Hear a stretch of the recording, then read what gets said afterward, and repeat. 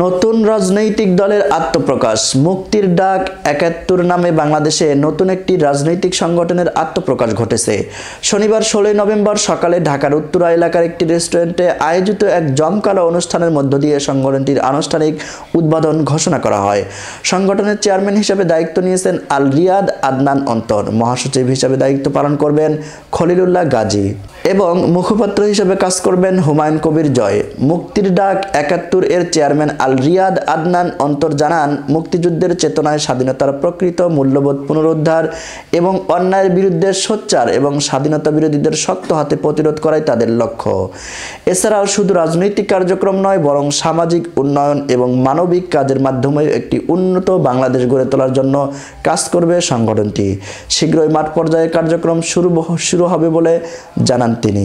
অনুষ্ঠানে দেশের বিভিন্ন প্রান্ত থেকে বিশিষ্ট ব্যক্তিরা ও তরুণ প্রজন্ম অংশ নেন। অনুষ্ঠান শেষে দলীয় লোগো উন্মোচন করা হয়।